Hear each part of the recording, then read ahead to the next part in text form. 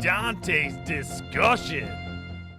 Welcome back to another edition of Dante's Discussion Answers. That's right, where I use your answers and put them in the video here for the question of Dark Souls 2. Of course, PvP. Very simple question in a sense, but what makes a great PvP player? Now, I laid out what I thought about what makes a great PvP player, and it's one of those things where it's some people even said it's sort of universal what makes certain players great in certain aspects, but I think it might be a little bit different. And let's just go on through. Let's see what people said.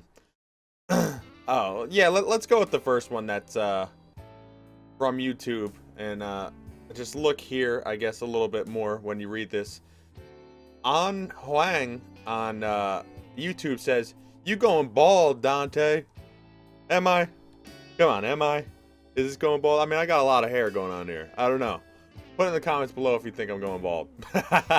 Okay, anyways.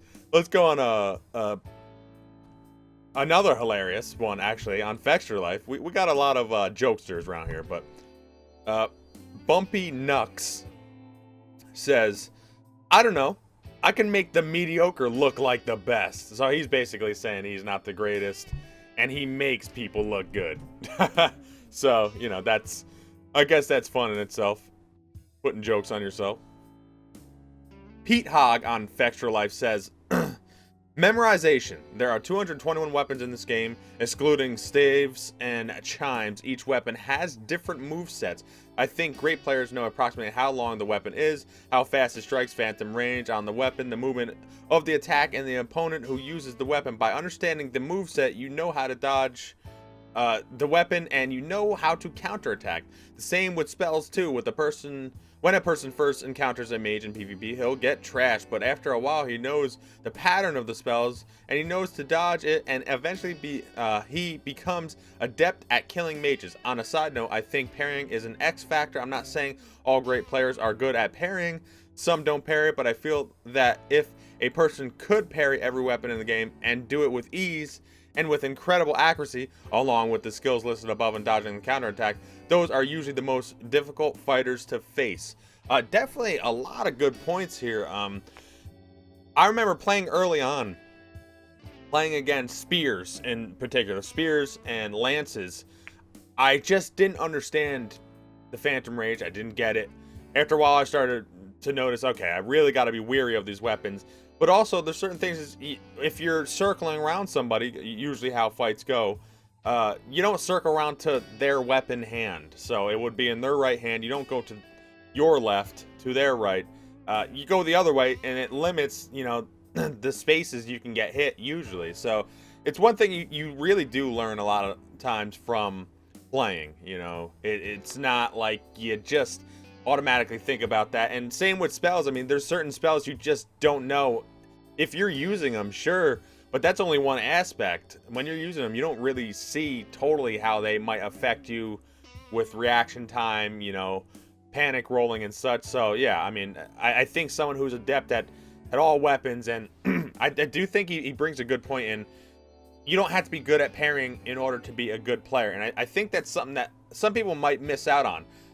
I think you can be the best parrier in the world. You can be somebody who parries literally once a match. You parry somebody one time a match, and you can still actually be a bad player. You can just get trashed the rest of the time. All you can do is maybe parry really well. And I think you can still be a bad player. I think understanding the game and the mechanics, that's what makes you a good player. Understanding, spacing, the different types of players there are. I think that's what makes you more an adept player overall. I think overall playability, that's what makes you a good player. But let's go on. Let's see what else people say.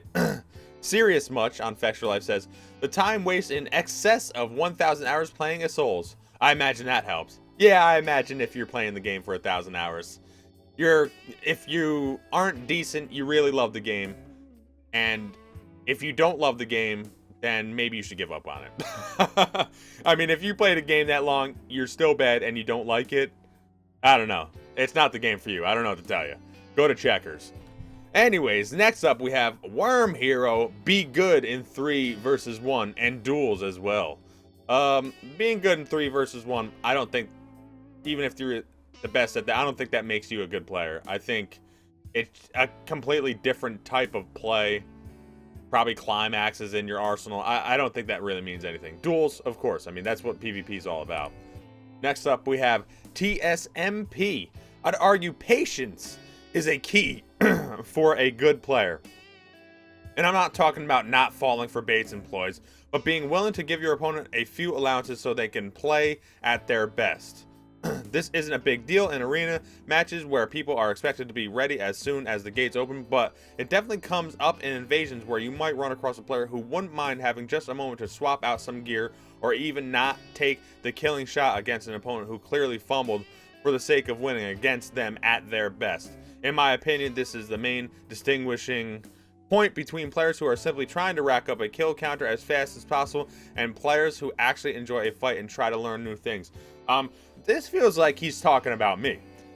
Usually if I see somebody trying to heal their, generally, I will say I have hit people doing this, but usually if they're scumbags. But if somebody is, you know, trying to use repair powder and I see that, I'll let them do it. Like, I'm like, all right, I'm not going to hit them. Or sometimes people, even in the middle of matches, they might bow and I'm like, okay, generally I won't hit them. Or sometimes they buff up, they've already bowed, they buff up and then they bow again. I'll let the second bow because it's whatever, it doesn't bother me. I usually wait on certain things like that. If they try to use a spell like Crystal Soul Mass or whatever, I'm gonna attack them. So, you know, it all depends on what it is. But yeah, I mean, generally I'll allow people to repair themselves because I don't feel like if I win because I broke their stuff or something is really great. But if I do break their stuff in combat, I will be running after you. I won't allow you to switch because I got that advantage over you, and that's how that works. Anyways, Death Gunner 51 says, personally, I think you almost covered my answer, which is a player that is able to adapt no matter the situation and able to perform decent in all aspects of the game and its mechanics. So sort of like you said, not relying on just one trick to win. Yeah, I mean, that's what I said in the video and in the text, is that a player who doesn't rely on that beginning burst, if you're a mage, you know, having the mass and the homing soul spear, whatever, like having that in the beginning, getting that burst of like 60% damage or whatever, someone who relies on that, I generally think they aren't that great of a player. Sometimes they might be trying a new build and maybe, you know, maybe they are a good player, but they're just messing around. Okay, sure. But generally, I would say that's probably not the case because they're sort of stuck in that one avenue and they can't really win otherwise, like if they don't get that 60% damage. So, you know, that's the thing I always think about, how people can deal with situations. But, you know, there are situations where, in a recent video I had, I did the Sanctum Mace, and I was using the Sanctum Mace against, I think it was full Havel with fists and doing the roll punch, and I felt just hopeless. I didn't know, like, I did not know what to do, and there just are times, you know, and especially when I do the showcases, I don't switch my weapons or anything like that, but there are times when you feel pretty hopeless against enemies, and I mean, I try to play the best I can, and not allow for those situations to happen, but sometimes they're just, you know, flip-floppity, wait and see, or, you know, the roll punish invincibility frames, whatever. So, like, sometimes it is tough. It is tough. But, you know, trying to learn from those and trying to understand, oh, this is the player I'm going against. Maybe I can do something different. It's tough, especially if their connection's bad, but everything is by a case-by-case basis. So, yeah, that's what you just really have to think about. Shadeon says, the divine favor of the netcode gods. So basically what he means is, or she means, lag. But I think lag affects both people evenly, but I also think if someone is used to lag, they have an advantage. So that one's a little tough. Scar85 says, I would simply say the behavior and even taking a loss if it happens and not cry about it. But I guess I kind of love the mum, pull the cord, I get. Oh, I see. Mom. See, this is, I'm not used to this, but mum, pull the cord. I got invaded, kiddo. Especially when they see, or when they losing, and suddenly have a disconnect.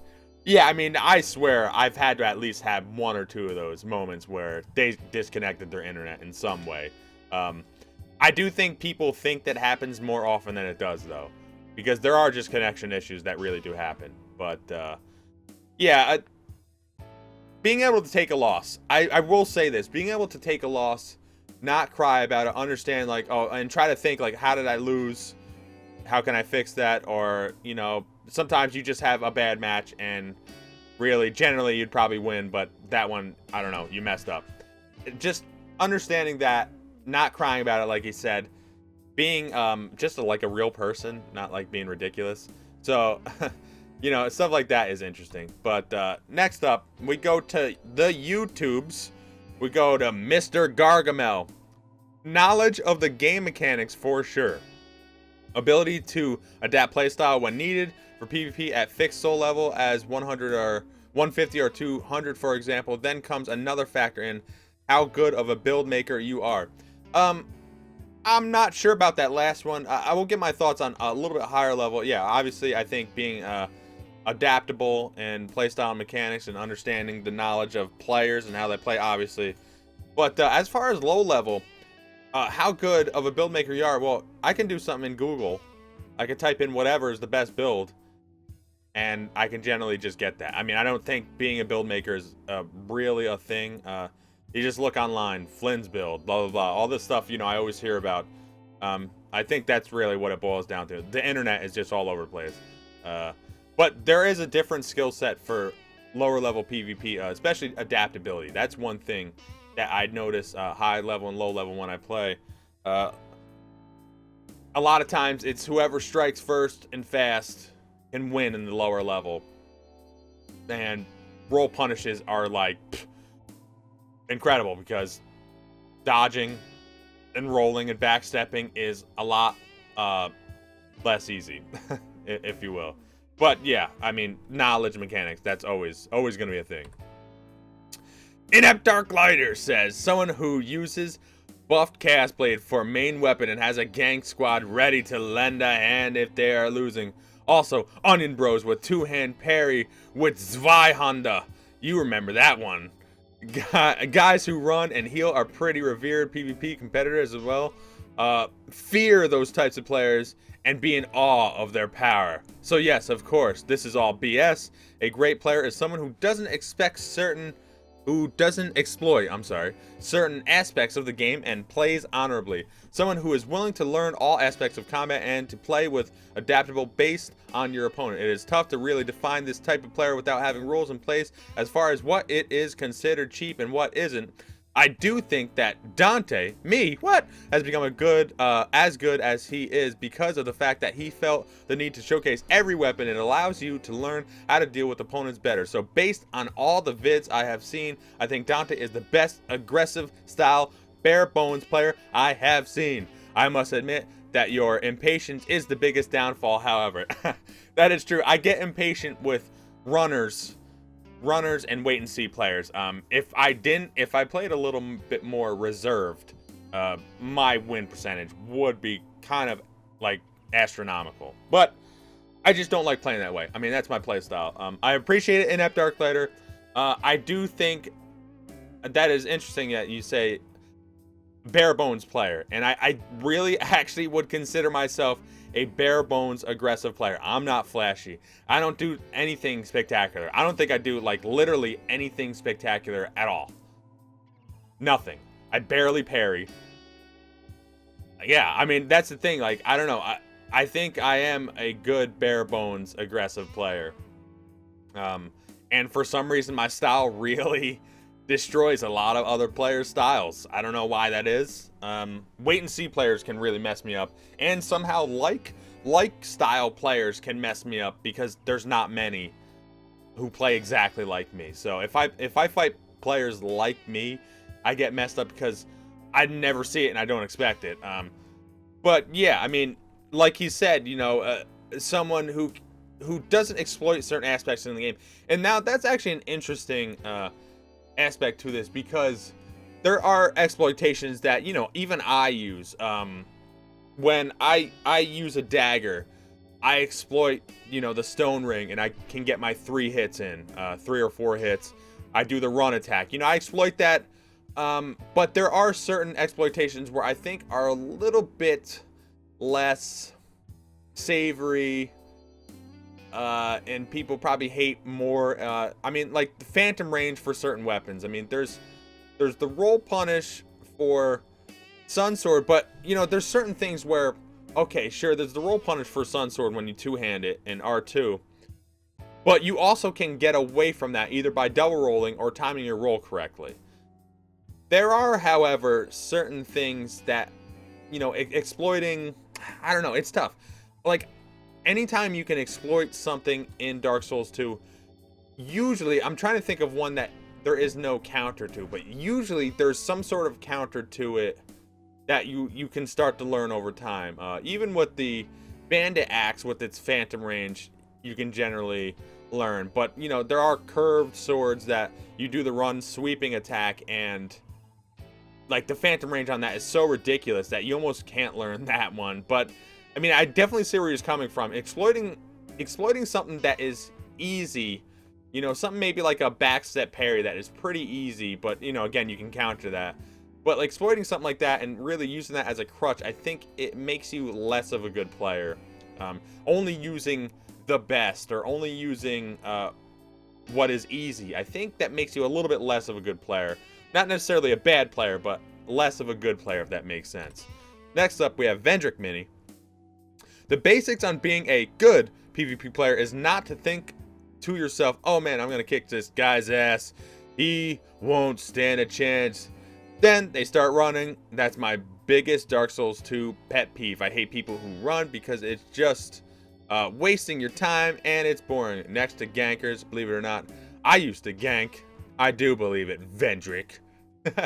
But now I don't even put my white sign down anymore. Now, being a great PvP player, I think is someone who stick with their build. I mean, just because you lose one fight doesn't mean you have to use the exact same armor and weapon as your opponent that killed you, because I feel that hurts you even worse. Yeah, I mean, there's an interesting thing here. I think using what your opponent uses is interesting. I actually think that might be the best way to make an even fight, if that makes sense. I mean, obviously, if you're both using the same stuff, then it seems a little bit more even. Levels will make that different, but you don't know what their level is generally. But yeah, I mean, I think using their weapon and armors, I would think that makes things a little bit more even. It might actually make you a better player at that point, because can I beat somebody who's the same build or whatever as me? And you know, obviously they probably won't be unless they're all max level, but you know, it's an interesting thing to think about. Uncle Odie says versatility, not in the arsenal, but in ability. I like the rhyming. What? He's a poet, doesn't even know it. Yeah, versatility. That is like probably the #1 word you would use for a good PvP player. Versatility. Versatility. I mean, to be able to be versatile in any situation, to understand the situation, to know what is happening, when it's happening, why it's happening, and how you should counteract that. It's definitely true.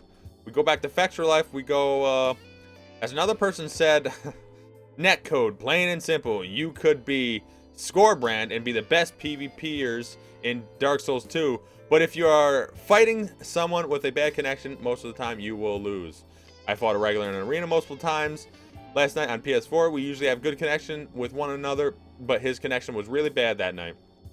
He beat me 3 out of 4 times. I beat him once. He was hitting me through all my rolls somehow, chain backstabbing me, and I was facing him. You name it. Sucked because we really usually have pretty even fights. Now, somebody else said, obviously, the net code, bad connections. Anybody can lose on a bad connection. I do think there are advantages to someone who is used to a bad connection. They understand that maybe trading is a better option in those connection types. You know, Australia, Netherlands for some reason doesn't have great internet, it seems like, you know. But the latency, really, some people really know how to play that well effectively with the trading, doing the damage, and making the super armor. But Yeah, I mean, that's an interesting thing. I don't think that necessarily makes anybody a good or bad player, necessarily. I actually think that makes people worse player if they rely on the connection. So, yeah. Next up, we have on YouTube, Alfie987, someone who can watch their opponent and adapt to their style to give them an advantage. Yeah. Understanding that it's usually what I try to do in the first, 20 seconds of a PvP match. I try to understand what player am I going against? Are they a spammer? If they're a spammer, then that means I can out spam them usually because they won't expect it. There's certain things I try to see and counter based on my opponent. Are they a wait and see player? Well, that's going to be a pain in the ass. I really hate that, but I'm going to try to roll punish them. It's certain things like that happen.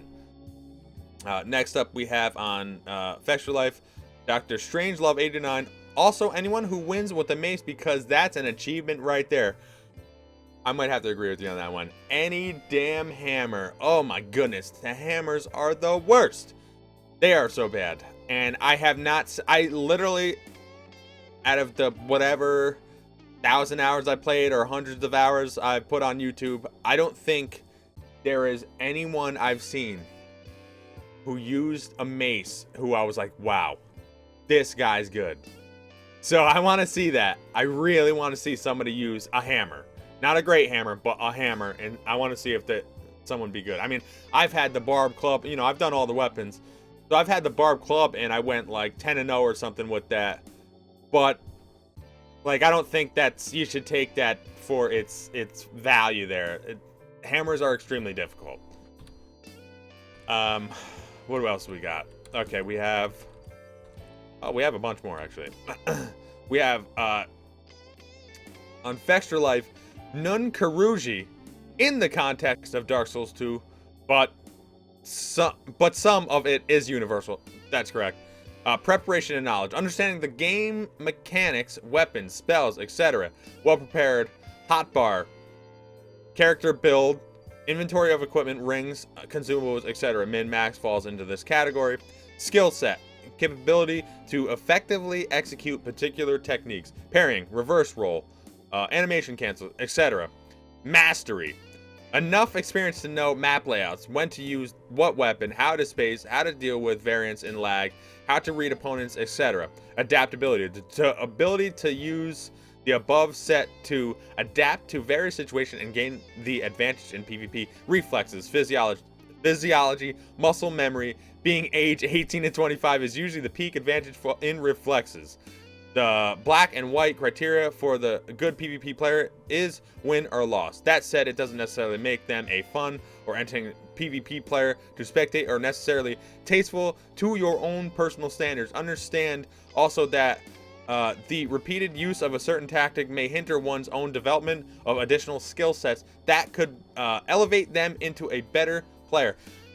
This person has probably give the most extensive and comprehensive, in-depth view on what a good PvP player is.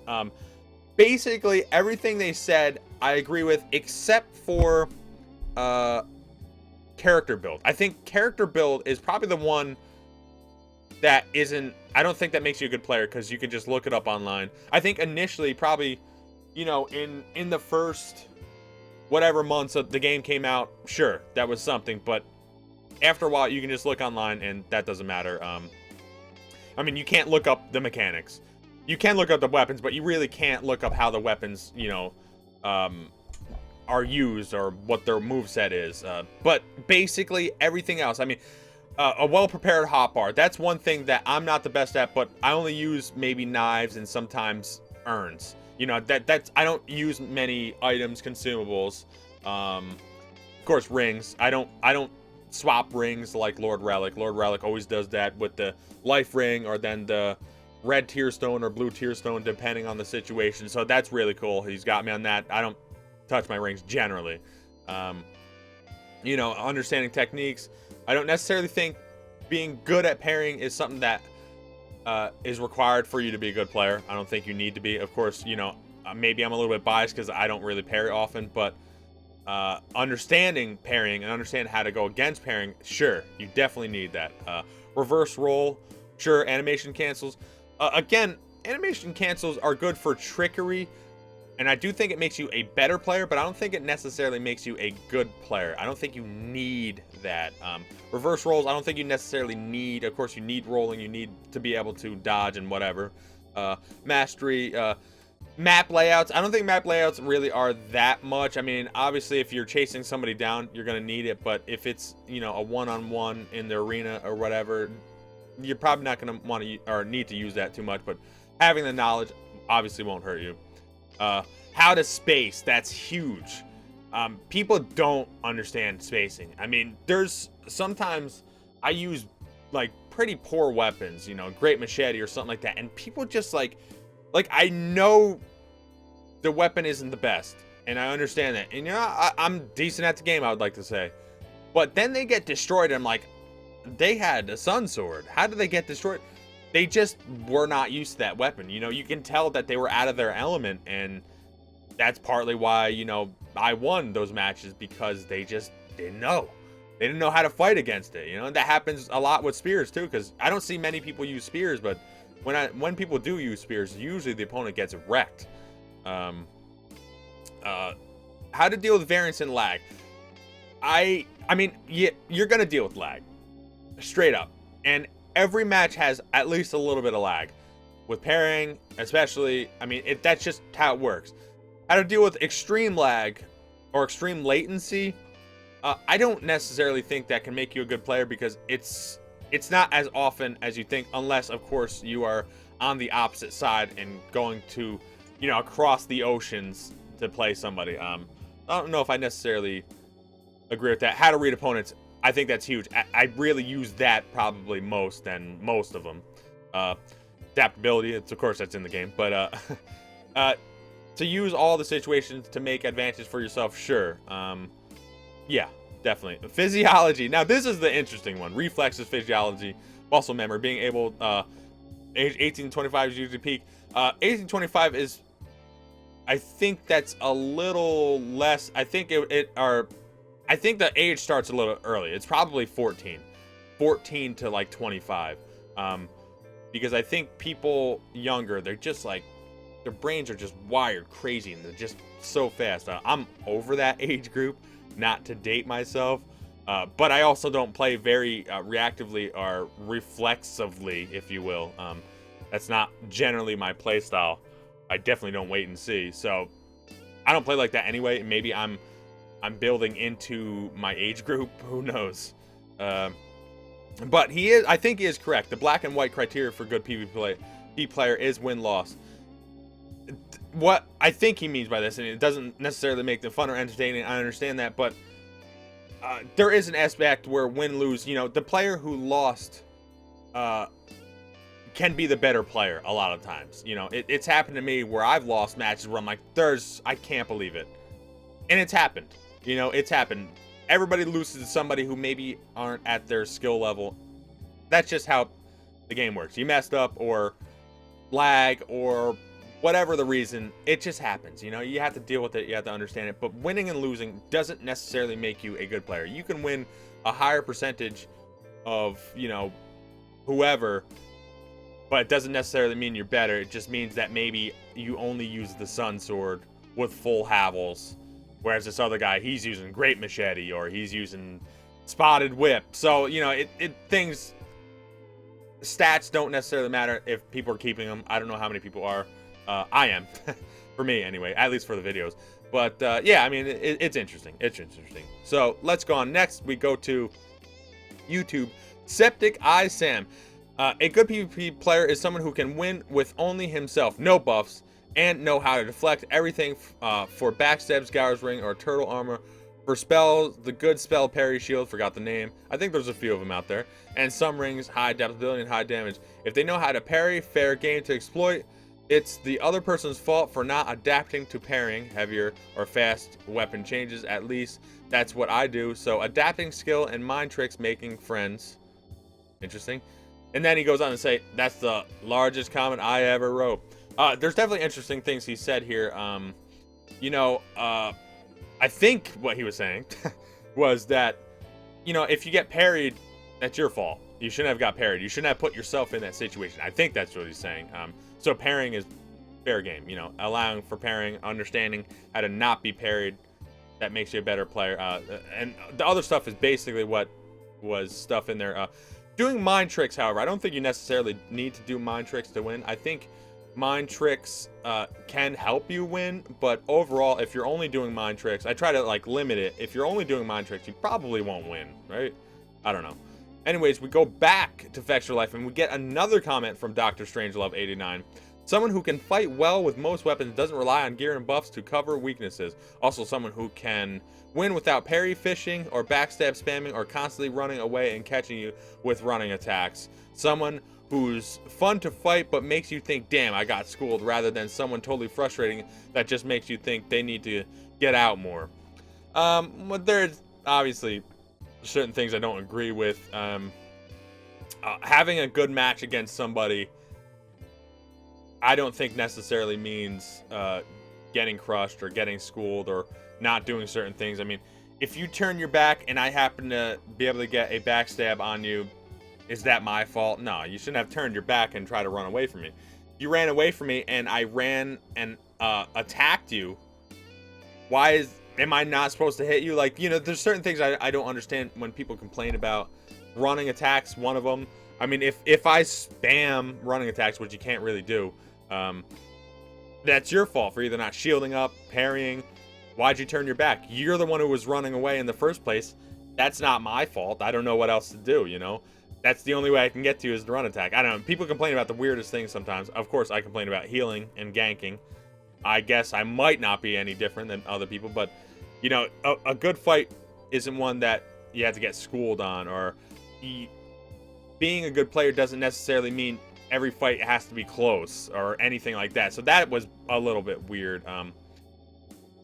Parry fishing, there are people who parry fish, but generally you can get around that and just jump on them and they get destroyed. Backstep spamming, to me, when someone backstep spams, I like it because then they waste their stamina. So I don't know, like that to me was never a problem. Constantly running away, obviously I hate that, and catching you with running attacks. Running attacks are all part of the game. Obviously all this is part of a game. Running away from a fight, like just away and far away, I mean, come on, you're there to fight, but whatever. Anyways, we go next to Al Kaiser, someone who can solo 3 people with bare fists and naked. Well, that is impressive. That might make you a good player, but doesn't really mean you're a good player. That's just like, it's kind of incredible. And maybe they went against super low level players who just got awesome stoned to death. I don't know. And then last but not least, FextraLife, how do I pick name _ says winning. Winning constantly. Well, that's some people's view. I mean, you've definitely, or I've definitely, and you and anyone who's played this a lot, has definitely seen people who will go to any lengths to just win. And I don't think just winning makes you a good player. I think only justifying, basically justifying anything to do to win, ganking, healing, whatever, doesn't make you a good player. In fact, I think it hinders you to becoming a better player. Of course, no one wants to lose, I would assume, but only thinking about winning and not thinking about the game, not thinking about the mechanics, not thinking about getting better, I think actually makes you worse. So I hope you enjoyed this video. I think everybody said, you know, a lot of the same things. There was definitely a few disagreements I had with some of what people thought made a good player. But it doesn't necessarily mean I'm right. Doesn't necessarily mean they are wrong. These are opinions, obviously. Just want to stress that. So like, comment, and subscribe. Tell me what you think about this. Put it in the comments below, and I will be